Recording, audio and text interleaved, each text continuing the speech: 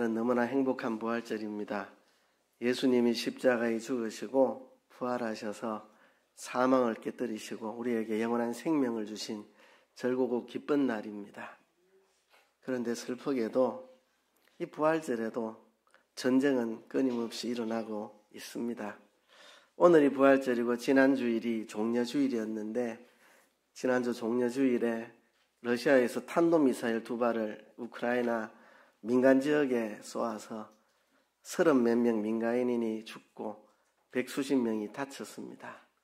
부활절을 기다리며 종려주일을 지키는 그곳에 이렇게 전쟁의 비극이 그늘이 있습니다. 도대체 이 전쟁은 언제 끝날까요? 트럼프 말대로 하루에 수천 명씩 죽어나가는 이 무의미한 전쟁 언제까지 해야 될까요? 이렇게 전쟁이 휴전을 맺고 잦아질까요? 더 확전이 될까요?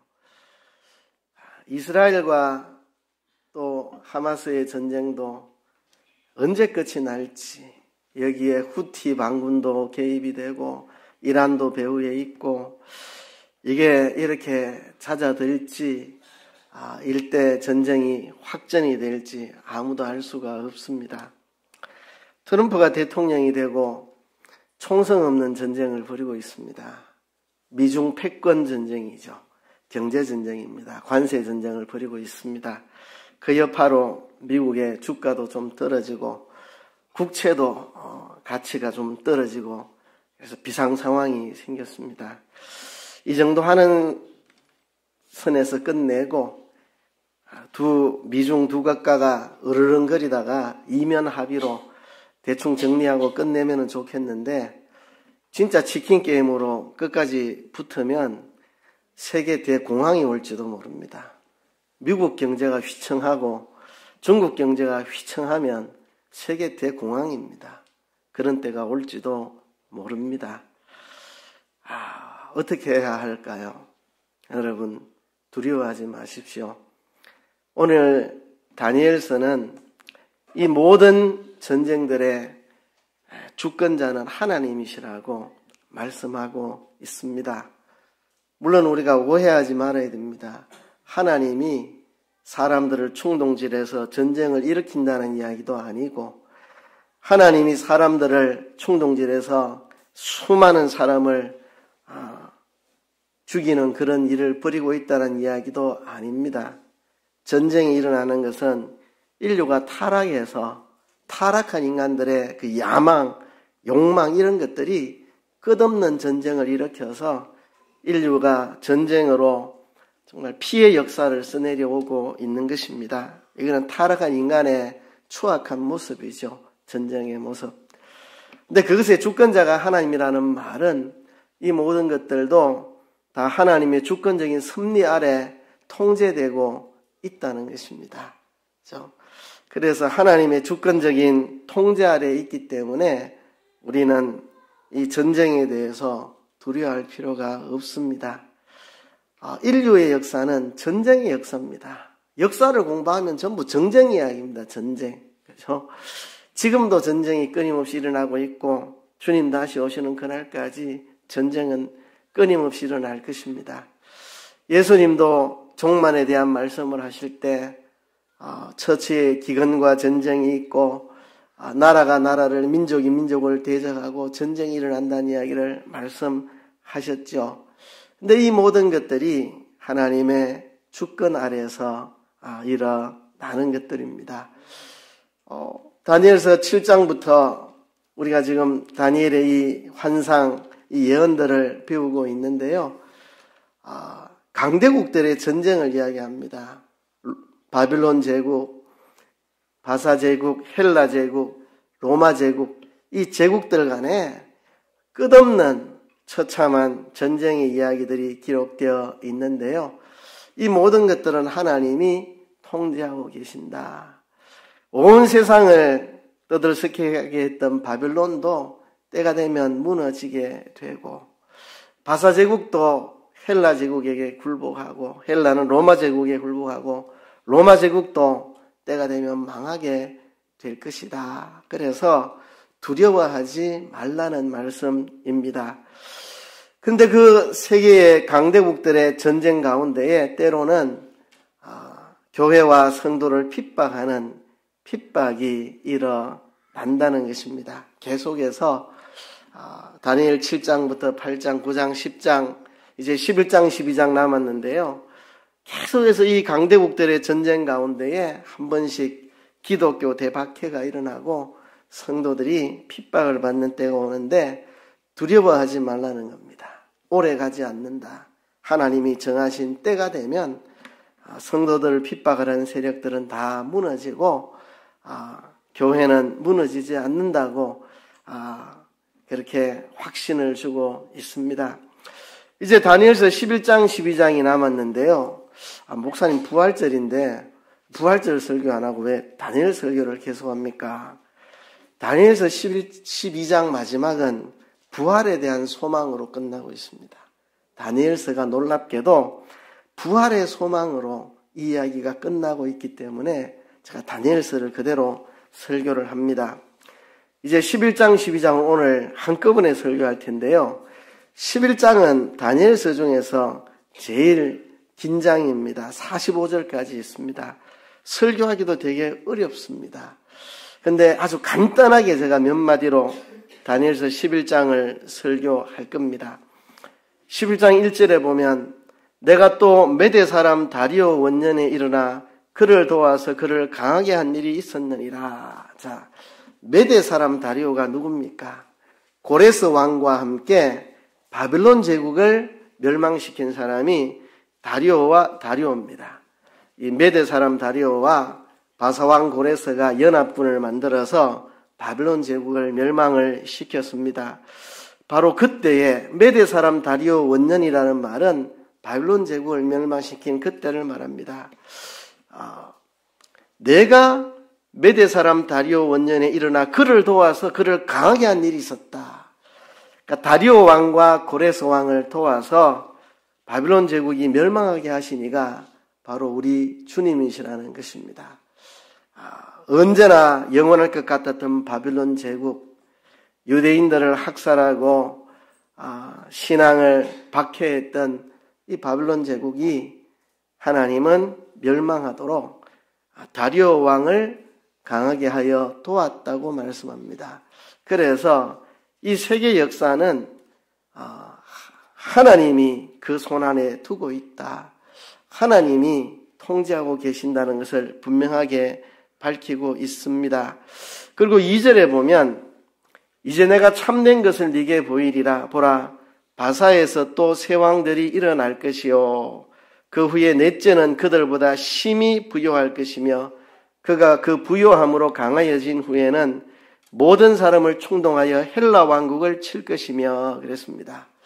이제 바사 제국이 바빌론 제국을 무너뜨리고 3명의 왕이 이어서 등장하는데 네 번째 왕이 아주 강성해서 헬라를 치려고 헬라는 그리스죠.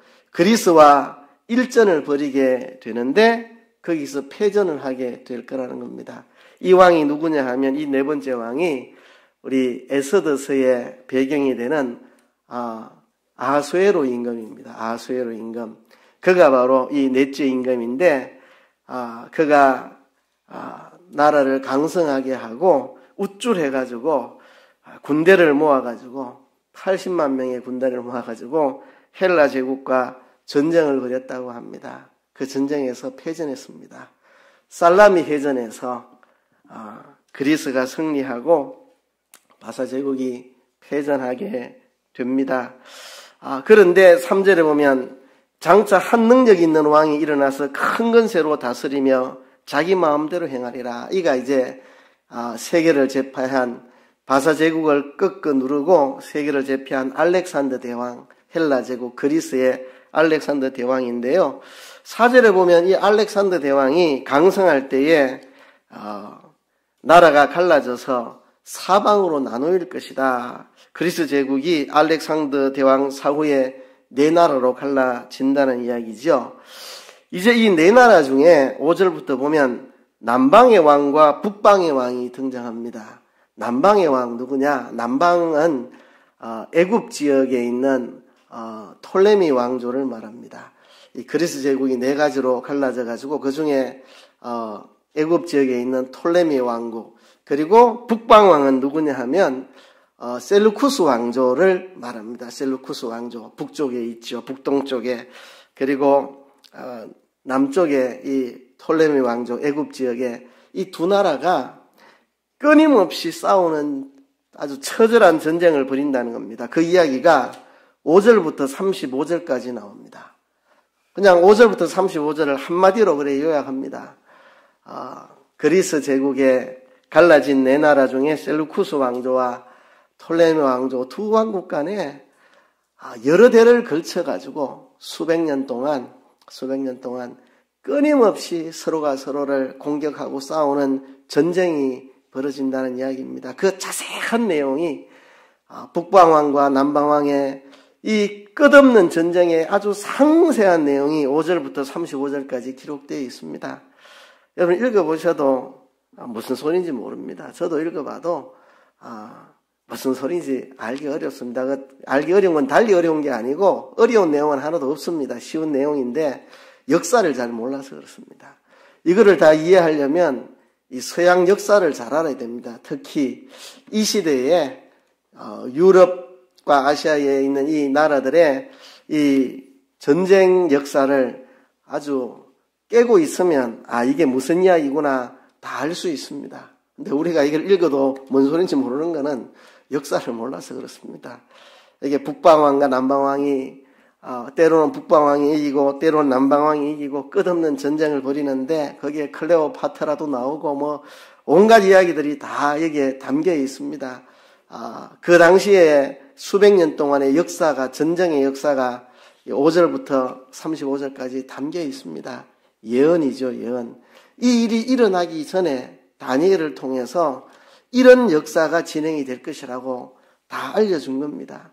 그래서 이 다니엘서 11장에 나온 이 역사들이 너무 상세하게 기록되어 있어서 자유주의 학자들은 이거를 믿지를 못하는 겁니다. 어떻게 실제로 역사 가운데 일어났던 이 상세한 역사들이 북방왕과 남방왕의 그 전쟁의 모든 과정들이 어떻게 이 일이 일어나기 몇백 년 전에 다니엘을 통해 미리 기록될 수 있는가? 믿지 못하니까 다니엘서는 다니엘이 살던 주전 6세기에 기록한 게 아니고 이 역사들이 전부 다 끝나고 난 다음에 주전 2세기에 아마 기록되었을 것이라 하는 주전 2세기설이 나오는 좀 말도 안 되는, 다니엘은 주전 6세기 인물이고 다니엘이 이것을 환상 가운데 보고 기록을 다 한 건데 어떻게 이렇게 상세한 역사, 세세한 것까지 일어나기 전에 기록될 수 있는가? 하나님이 세상의 주관자시니까 하나님은 다 아시니까 기록을 해준 거죠. 다니엘에게 보여준 거죠. 믿음이 없는 사람은 그것을 믿지 못해서 그럽니다. 그만큼 이 북왕국과 남왕국 간의 수백 년간의 아주 치열한 전쟁을 여기에 자세히 기록하고 있는데요. 이 전쟁 끝에 무슨 일이 일어나느냐? 이제 36절부터 마지막 45절까지 이제 북방왕이 자기 뜻대로 일이 잘 안 되니까 화가 나가지는지 유대 지역을 공격해서 유대인들의 신앙을 박해하는 일을 합니다. 이미 다 간단하게 이야기를 했었는데요. 그 자세한 이야기가 36절부터 45절까지 나옵니다. 그 왕의 이름은 안티오쿠스 4세, 별명이 에피파네스입니다. 안티오쿠스 에피파네스라는 이 왕이 유대인들의 신앙을 아주 잔혹하게 짓밟는 대박해가 일어날 것을 이제 36절부터 45절까지 기록을 하고 있습니다. 그런데 중요한 게 뭐냐? 45절 끝입니다. 45절 끝. 45절을 제가 읽어보면 11장 45절. 그가 장막 궁전을 바다와 영화롭고 거룩한 산 사이에 세울 것이나 그의 종말이 이르리니 도와줄 자가 없으리라. 유대인들의 신앙을 박해하던 성전에 제우스 신을 세우고 그리스 신인 이 제우스 신을 거기에 세우고 그리고 제사를 금지하고 성전에 돼지를 제물로 바치고 이런 못된 짓을 했던 이 북방왕, 역사 속에 그 이름은 안티오쿠스 4세입니다. 그가 종말이 이를 것이다. 그가 죽을 것이다. 역사의 기록을 보면 그가 내장에 벌레가 생겨서 온몸에 악취를 내면서 죽어갔다고 역사는 기록하고 있습니다. 그의 종말이 이르리니 도와줄 자가 없으리라. 이렇게 안티오쿠스 4세의 유대인 신앙 대박해는 10년도 넘기지 못하고, 그죠? 한 7년 정도 하고 막을 내리게 될 것이다. 무슨 이야기입니까? 두려워하지 말아라. 무서워하지 말아라. 인내해라. 인내해라. 오래가지 않는다. 그것을 이야기합니다. 그러면서 이제 마지막 12장 결론으로 넘어옵니다. 이 모든 이야기를 다 다니엘에게 해준 다음 이제 결론을 맺습니다. 12장 1절에 보면 그때에 내 민족을 호위하는 큰 군주 미가엘이 일어날 것이요 또 환란이 있으리니 이는 개국 이래로 그때까지 없던 환란일 것이며 그때에 내 백성 중에 책에 기록된 모든 자가 구원을 받을 것이라. 자, 기독교 박해가 일어나는 이때로 말하면 이제 유대교 박해겠죠. 이들의 대박해가 일어날 때에 천사장 미가엘이 일어나서 그 민족을 호위할 것이다. 환란의 날에 천사장 미가엘이 그 백성들을 보호하고 지켜주실 것이다. 환란을 무서워하지 말라는 겁니다. 대박해가 있겠지만 무작정 악인들의 손에 넘어가는 게 아니라 큰 군주 미가엘, 개역 성경에는 대군 미가엘이라 그랬죠. 대군 미가엘이, 이 천사장이 천사들을 거느리고 하나님의 백성들을 지켜주신다고 말씀하고 있습니다. 여러분, 천사는 우리 성도들을 섬기고 돕는 그런 일을 하는 게 천사입니다. 그렇죠? 지극히 작은 자 하나에게 우리가 함부로 대하지 말라고 예수님이 말씀했죠. 그의 천사가 날마다 주님을 뵙는다. 그의 천사가, 그래 한 사람 한 사람 천사가 다 지키고 보호하고 있습니다. 지극히 작은 자 하나라도 우리가 함부로 대할 수 없다. 그의 천사가 날마다 주님을 대하고 있다. 그래서 사람을 함부로 대하지 말라 그랬는데요. 천사들은 우리 성도들을 지키고 보호하고 돕고 하는 그런 일을 하는 게 천사인데, 천사장 큰 군주 미가엘이 이 환란 날에 그의 백성들을 지킬 것이기 때문에 여기서 지킨다는 것은 단순하게 뭐 목숨을 지킨다, 뭐 우리를 지켜준다 이런 것보다도 우리가 믿음을 지키고 인내하고 구원을 얻을 수 있도록 성도들을 지킨다는 겁니다. 환난 날에 성도들의 믿음을 지켜주는 거죠. 그래서 그때 내 백성 중에 책에 기록된 모든 자가 구원을 받을 것이다. 하나님의 책에 기록된 사람, 하나님이 영원전에 선택한 사람, 하나님의 택한 백성들, 모든 택한 백성들이 다 구원을 받을 것이다. 두려워하지 말라는 겁니다. 어떤 환란이 일어나더라도, 어떤 전쟁 속에 박해가 일어나더라도 하나님이 천사장 미가엘을 보내서 성도들을 지켜서 택하신 백성들은 하나도 잃지 않고 다 구원을 받을 것이다. 전쟁을 무서워하지 말라는 겁니다. 지금 뭐 미국과 중국이 눈에 보이지 않는 총성 없는 경제 전쟁을 벌이고 있는데 이게 진짜 이대로 치킨 게임으로 끝까지 가버리면 세계 대공황입니다. 세계 대공황. 미국 경제가 무너지고 중국 경제도 무너지고 강대국 둘이 경제 전쟁을 벌이면 전 세계가 다 경제 공황에 빠집니다. 그런 일이 올지 안 올지 모르죠. 적당하게 해보다가 안 되면 이면 합의로 그냥 이까지 하고 맙시다. 서로 그래가 끝나면은 뭐 좋고, 그래 안 되면 참 경제 공황이 올 수도 있는 일인데, 이 모든 일에 대해서 두려워하지 말아라. 다 하나님의 손 아래에 있고 하나님이 다 주관하고 계시니까 두려워하지 말라는 말입니다. 그러면서 2절 3절 이렇게 우리에게 말씀합니다. 땅의 티끌 가운데서 자는 자 중에서 많은 사람이 깨어나 영생을 받을 자도 있겠고 수치를 당하여서 영원히 부끄러움을 당할 자도 있을 것이며 부활이 있다는 것입니다. 이 모든 일 끝에 부활이 있다는 것입니다. 이 모든 일 끝에 부활이 있을 것이다. 그래서 땅의 티끌 가운데 자는 자들, 죽은 사람을 말이죠. 많은 사람들이 다시 깨어난다, 부활한다는 겁니다. 영생을 받을 자도 있고 수치를 당하 영원히 부끄러움을 당할 자도 있다. 요한계시록에서도 그렇게 말하고 있습니다. 또 예수님도 그렇게 말씀을 하셨습니다. 우리에게는 생명의 부활과 심판의 부활이 있습니다. 무덤 속에 자는 자들이 깨어나서 생명의 부활을 하는 자도 있고 심판의 부활을 하는 자도 있다. 성경의 가르침입니다.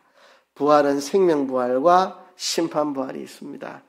자는 중에서 깨어나 영생을 얻을 그런 사람도 있고 생명 부활을 할 자도 있고 부활하여 심판을 당하게 될 영원히 수치를 당하게 될 자도 있다. 생명 부활과 심판 부활이 있다. 부활이 있다는 것입니다.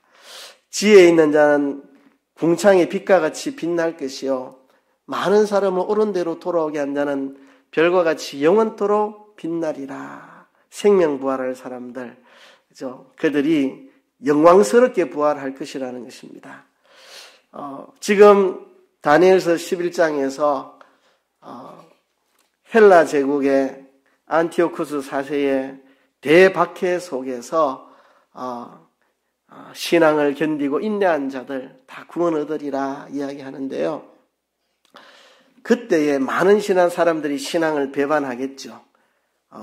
제사를 금지시키고 할례를 받지 못하게 하고 타락한 그리스의 타락한 문화를 따라가게 만들고 이렇게 할 때에 핍박을 견디지 못하고 굴복해서 신앙을 버리고 헬라의 신을 섬기고 제우스 신을 섬기고 음행을 하고 온갖 타락한 일을 하는 그 사람들도 있겠지만 바로 그때에 지혜에 있는 사람들, 많은 사람들을 옳은 대로 돌아오게 하는 사람들, 대박해 때에 많은 사람들이 신앙을 버리고 타락한 길로 넘어지는데 그때에 지혜가 있어서 많은 사람들을 옳은 길로 바로 인도해서 그 환란의 날 그렇게 오래 가진 않습니다. 안티오코스 4세의 박해 기간이 그래 10년도 되지 않는 짧은 기간으로 끝이 납니다. 짧다면 짧고 길다면 길겠죠. 박해받는 사람은 그것도 길겠죠. 그러나 역사 속에서 보면 잠시 지나가는 한때인데 그때에 끝까지 인내하며 신앙을 지키도록 하는 지혜로운 사람, 많은 사람을 옳은 대로 이끄는 사람, 바로 그들은 영원토록 빛나게 될 것이다. 부활의 날이 있다. 그때에 의인들은 영광스럽게 부활할 것이다. 세상 끝날에 대환란 때도 똑같은 일이 일어날 것입니다. 그래서 다니엘서는 우리에게 이 부활의 소망으로 이야기를 맺어가고 있습니다. 4절에 보면 다니엘아 마지막 때까지 이 말을 간수하고 그를 봉함하라. 많은 사람이 빨래 왕래하며 지식이 더하리라. 요 구절을 신천지 같은 이단들이 되게 좋아합니다. 왜 그러냐면 마지막 때까지 이 말을 간수하고 그를 봉함하라 이랬거든요. 오해하기 쉬운 구절입니다. 이 말을 봉함하라. 그러니까 다니엘서도 다 봉해져 있고 요한계시록도 봉해져 있어서 신천지에 이만희 교수가 나타나서 요한계시록을 해석하기 전까지는 아무도 요한계시록의 뜻을 알지 못하고 있다가 이만희가 나타나서 요한계시록을 풀어주었다. 이렇게 신천지가 그런 말을 하고 있습니다. 그래서 요한계시록의 내용들은 신천지, 지금 우리나라의 신천지라는 이단 거기에 대한 이야기가 예언된 요한계시록이라고 아주 말 같지도 않은 쓰레기 같은 이야기를 신천지에서 하고 있는데요. 여기 봉함하라는 말은 아무도 알아듣지 못하도록 봉해버리라는 말이 아닙니다. 아무도 알아듣지 못하도록 봉해버릴 것 같으면 이 말씀을 주실 이유가 없죠. 다니엘의 이런 말씀을 환상을 주시고 아무도 깨닫지 못하도록 다 봉해버리라 하긴 말 같지도 않은 이야기입니다. 여기서 봉하마라는 말은 이런 말입니다. 앞에 있잖아요. 이 말을 간수해라. 잘 간수해라. 봉함해라. 이 말은 이 말이 훼손되지 않도록 악한 자가 이 말을 불태워버리고 이 말씀을 불태우고 찢어버리고 폐기시키지 못하도록 이 말씀을 잘 간수하고 잘 봉함해서 잘 보존하라는 말입니다. 이 말을 잘 보존해서 오고 오는 하나님의 백성들이 이 말씀을 읽고 깨달을 수 있도록 하라. 다니엘아, 이 말을 간수하고 이 금을 봉함하라는 말은 딱 봉해서 아무도 못 알아보게 하라는 말이 아니고 이 말씀을 잘 간수하고 잘 전달해서 오고 오는 많은 성도들이 이 말씀을 읽을 수 있도록 하라는 그런 이야기입니다. 많은 사람이 빨리 왕래하며 지식이 더하리라. 이것도 오해가 많은 구절입니다. 사람들 이걸 이렇게 해석합니다. 세상 끝날은 교통도 왕래도 빨라지고 사람들의 지식도 많이 발전하게 되리라. 이 말로 이렇게 해석하는데 문맥을 보면 그런 뜻이 아닙니다. 이 말은 이런 뜻입니다. 다니엘아, 이 말씀을 잘 간수하고 잘 지켜서 전달해라. 많은 사람들이 빨리 왕래하면서 네가 기록한 이 말씀을 보고 지식이 더하여 깨닫게 될 것이다. 이 세상 역사에 대해서 두려워하지 않고 무서워하지 않고 이건 다 하나님의 주권 통치 아래 있으니 두려워하지 않고 이 속에서 우리는 믿음을 지키고 인내해 나가야 된다. 그러면 때가 되면 구원 얻는다는 것을 깨달을 수 있도록 네가 이 말을 잘 간수하고 봉함하여 전달하면 사람들이 빨리 왕래하며 이 환난 날에 네가 전한 이 말을 통해 지식이 더하여 깨닫게 되리라. 그들이 깨달을 수 있도록 이 말을 잘 간수하고 봉함하라는 말입니다. 그리고 나 다니엘이 본 적 다른 두 사람이 있어 하나는 강 이쪽 하나는 저쪽에 서 있는데 그 중에 하나가 세마포 옷을 입은 자 곧 강물 위쪽에 있는 자에게 이르되 이 놀라운 일의 끝이 어느 때까지냐 하더라. 이게 세마포 옷을 입은 자는 그리스도를 말하죠. 구약에 나타나신 그리스도. 그죠? 그래서 그리스도에게 묻기를, 이 놀라운 일의 끝이 언제까지겠느냐 물을 때 내가 들은 적 그 세마포 옷을 입고 강물 위쪽에 있는 자가 자기의 좌우 손을 들어 하늘을 향하여 영원히 살아계신 이를 가리켜 맹세하여 이르되 반드시 한때 두때 반때를 지나서 성도의 권세가 다 깨지기까지이니 그렇게 되면 이 모든 일이 다 끝나리라 하더라. 한때 두때 반때는 핍박의 기간이라 그랬습니다. 핍박의 기간. 한때는 핍박의 시작입니다. 두때는 핍박이 오래 지속되며 강화되는 것을 말합니다. 반때라고 하는 것은 하나님의 정하신 때 핍박이 신속히 끝이 난다는 겁니다. 그래서 한때, 두때, 반때. 이 핍박은 이렇게 일어납니다. 한때 일어나죠. 그런데 빨리 끝나면 좋겠지만 힘들고 지치도록 계속됩니다. 그러나 하나님 정하신 때가 되면 핍박은 끝이 납니다. 그런데 이 한때, 두때, 반때를 거치면서 성도의 권세가 다 깨진다고 말합니다. 그러니까 표면적으로는 성도가 패하는 것처럼 보이지만 속을 들여다보면 성도들이 이기는 겁니다. 성도들이 신앙을 지키는 거니까. 그죠? 성도들이 신앙을 지키는 거니까 겉으로는 성도들의 권세가 깨지지만 속으로는 성도들이 이기는 것입니다. 승리하는 것입니다. 그래서 이 말씀을 간수하고 봉함하라는 말을 9절에 한 번 더 합니다. 그러면서 10절이 말합니다. 많은 사람이 연단을 받아 스스로 정결하게 하며 희게 할 것이나 악한 사람을 악은 행하리니 악한 자는 아무것도 깨닫지 못하되 오직 지혜 있는 자는 깨달으리라 그랬습니다. 여러분, 많은 사람이 연단을 받는다 그랬어요. 이 시련 속에 많은 사람들이 연단을 받아 깨끗하게 된다는 거예요. 왜 이 핍박이 일어나느냐? 성도들을 깨끗하게 연단하기 위해서 일어나는 겁니다. 시련이 없으면 성도들이 나태해지고 깨끗하게 연단이 되지 않습니다. 그래서 이 시련 속에서 성도들이 연단을 받아 정결하게 되고 그러나 악한 자들은 악을 행할 것이다. 여러분 이게 성경의 가르침입니다. 우리가 오해하지 말아야 될 게 있는데요. 우리가 세상을 변화시켜야 됩니다. 우리가 세상을 복음으로 변화시켜야 됩니다. 이런 말을 씁니다. 옳은 말입니다. 그러나 세상이 다 변화되지는 않습니다. 그걸 알아야 됩니다. 우리는 세상을 변화시키기 위해 힘쓰지만 세상은 다 변화되지 않습니다. 성경은 이렇게 말합니다. 선을 행하는 자들은 선한 데로 가고 악을 행하는 자는 악한 길로 가고, 그래서 선한 자와 악한 자가 다 구별이 되면 세상의 끝날이 오게 되리라. 그래서 선한 일을 행한 자들은 생명의 부활로, 악을 행한 자들은 심판의 부활로 나오게 되리라. 우리가 세상을 복음으로 변화시키려고 있는 힘을 다 기울이긴 하지만 세상은 다 변화될 수 없습니다. 택한 자들이 구원 얻고 악한 자들은 그대로 악을 행하게 될 것이라는 사실을 기록하고 있습니다. 요한계시록 것도 그렇게 끝이 납니다. 악인들은 악을 행하고 의인들은 의를 행하고, 그죠.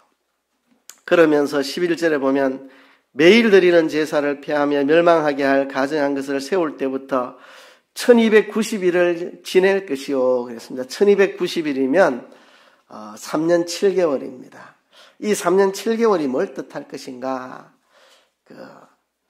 다니엘서 11장에 헬라 제국의 안티오쿠스 4세가 예루살렘 성전의 지성소 안에 제우스 신을 세운 그때로부터 안티오쿠스 에피파네스가 비참하게 죽을 때까지, 그때가 3년 7개월이 걸렸다고 합니다. 아마 그때를 가리킨 것으로 보이고요. 그런데 좀 더 기다려야 된다는 겁니다. 1335일까지 기다려라. 그러니까 45일을 더 기다려라. 45일이 무슨 뜻인지 정확히 알 수는 없지만 좀 더 인내해야 한다는, 좀 더 인내해야 된다. 안티오쿠스 4세가 죽고 좀 더 인내를 해라. 그러면 모든 것이 회복이 될 것이다. 결국 인내하라는 이야기입니다.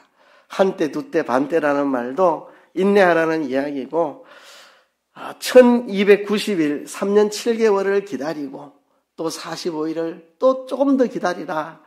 끝까지 기다리라는 이야기, 인내하라는 이야기입니다. 그러면서 다니엘에게 마지막 말이 너는 가서 마지막을 기다리라. 이는 네가 평안히 쉬다가 끝날에는 내 몫을 누릴 것이니라. 이제 너의 사명을 다 했고, 다니엘은 벌써 80대 노인입니다. 너의 사명을 다 했고 이제 끝날이 올 때까지, 그날에 내 몫을 누릴 때까지, 그날에 상 받을 때까지 다니엘의 그 신실한 사역에 대해 하나님이 상 주시는 그날까지 너는 이제 평안히 쉬어라. 너의 사역이 끝이 났다고 하시는 말씀입니다. 그래서 오늘 우리가 다니엘서 7장부터 12장까지 마무리를 하면서 배우는 교훈이 무엇인가 정리하면 세 가지 이야기입니다. 첫째는요, 세상은 끊임없이 전쟁이 일어날 것이라는 겁니다. 세상은 끊임없이 전쟁이 일어나지만 다 하나님의 주권적인 섭리 안에 있기 때문에 두려워할 필요가 없다는 이야기입니다. 때로는 그 전쟁통에 교회와 성도가 핍박을 받을 때도 있겠지만 택하신 자들은 다 구원하실 테니까 두려워하지 말고 인내해라는 겁니다.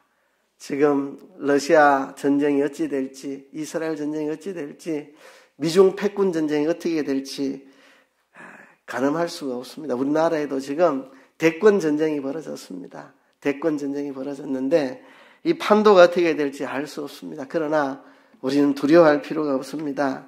다 하나님의 손 안에 있습니다. 무서워하지 말라는 이야기입니다.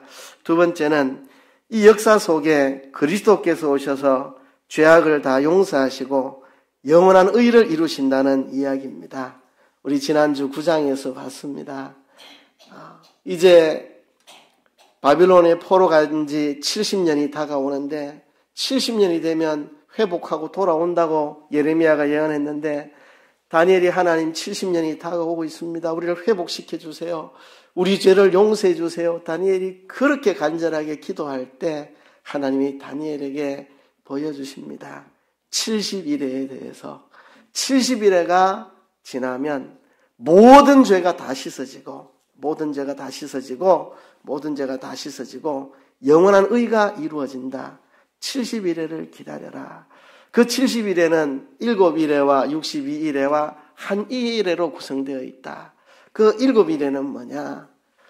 이제 고레스 왕이 바빌론 포로 잡혀갔던 유다 백성들 돌아가서 성전 지으라고 명령을 내리는데 그때로부터 성전을 짓고 성벽을 세우고 예루살렘이 중건되는 그때까지 그러니까 고레스가 유다 백성들을 돌려보낸다고 당장이 되는 게 아니고 오랜 기간 기다려야 된다.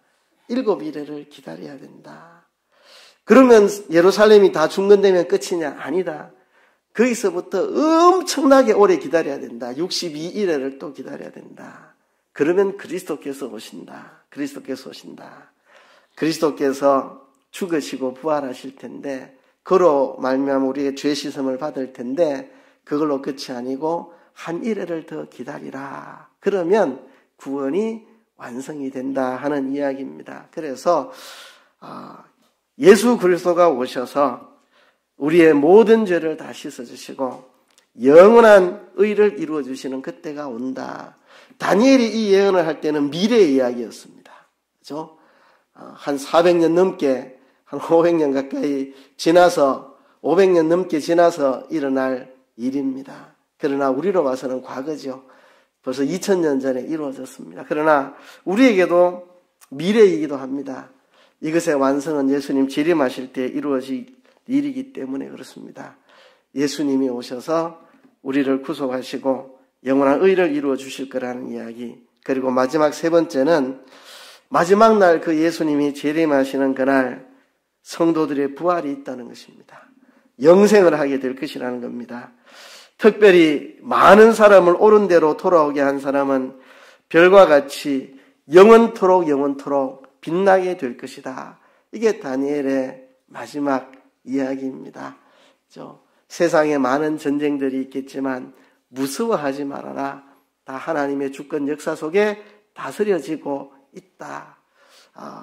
바빌론 제국이 무너진 것도 다 하나님이 천사장 미가엘을 보내서 그렇게 한 거고, 근데 바사 제국도 무너질 텐데 그것도 다 하나님이 미가엘 천사를 보내서 그렇게 다 한 거고, 다 하나님의 손안에 역사가 있다. 무서워하지 말아라. 두 번째는 이 세상 역사 끝에 예수님의 구속의 완성이 이루어진다. 우리 죄가 다 씻음받고 영원한 의가 이루어지는 이 일이 이 역사 속에 일어난다. 그리고 세 번째는 이 역사가 끝나는 그날 너희는 부활하게 될 것이다. 부활하게 될 것이다. 티끌 가운데 자는 자들 중에 많은 사람이 깨어나 영생을 얻고 그러나 불행하게도 구원 얻지 못하고 영원히 부끄러운 수치를 당할 자들도 있을 텐데 지혜 있는 사람들, 많은 사람을 옳은 대로 돌아오게 한 자는 별과 같이 영원토록 빛날 것이다. 부활의 소망을 가지고 살아라 그랬습니다. 오늘은 부활절입니다. 예수님이 부활하심으로 우리에게 영원한 생명을 주셨습니다. 우리도 부활할 것입니다. 우리의 사랑하는 이들, 주를 믿다가 먼저 천국 간 우리 성도들, 주님 오시는 날 먼저 부활할 것이고 우리도 그날 부활하게 될 것입니다. 우리가 부활의 소망을 가지고 이 땅을 살아가면서 세상에 전쟁과 시련이 오는 걸 무서워하지 말고 그 속에서 믿음 지켜 끝까지 인내하며 부활의 소망 가지고 살아가는 저와 여러분 되기를 주의 이름으로 축복합니다.